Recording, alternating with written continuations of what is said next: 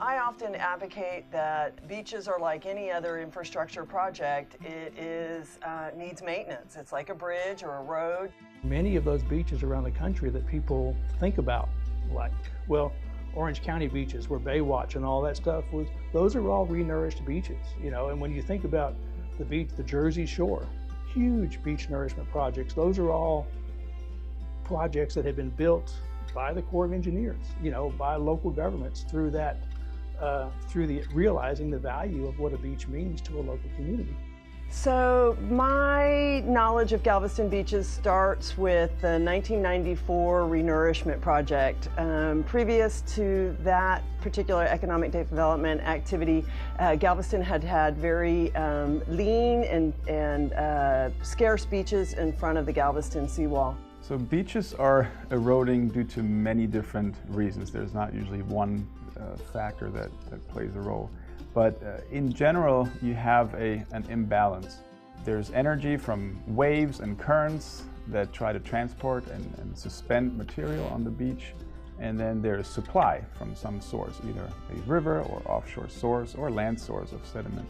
And if those two don't match up and more is being transported away than comes in, you have this imbalance and beaches start to erode. Now, eroding of a beach doesn't necessarily mean the sand or sediment is completely gone. It just means it's somewhere else. We don't necessarily destroy sediment, we just redistribute.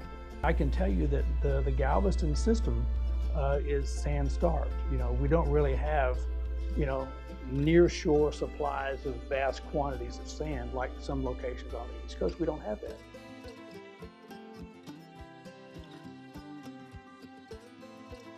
The template goes from 12th Street all the way down to 61st Street. It's a pipe and pump project, and so they literally are pumping sand out again from Big Reef, an area within inside of the ship channel, all along the coast and eventually to 61st, where it discharges from a pipe and lays down on the beach.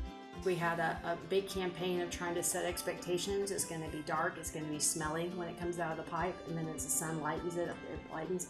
But it lightened almost instantly. Is it beach quality sand? Well, it's our sand. It's Galveston sand. What it is it matches the beaches that we already have. We came back and sampled the sand on the beach. Picture perfect beach quality sand. Well, if you didn't renourish the beach, you can look right in front of what has been from 10th Street to 61st off the seawall. The water is lapping up against the rocks.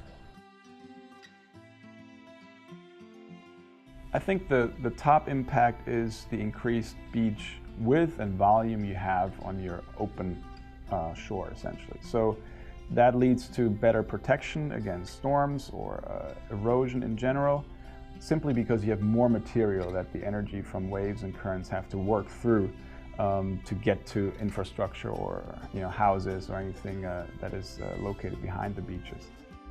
Oh, it maintains the property values is the biggest thing, and that's really, the people that live on the beach have concerns about losing their property because of a regular, normal beach movement. If it encroaches on your property, the state can seize your property. So they want to keep avoiding that. So that's why we love to see these nourishment projects come around. From a tourism perspective, of course, is that it creates a big, white, healthy beach that people want to come and enjoy.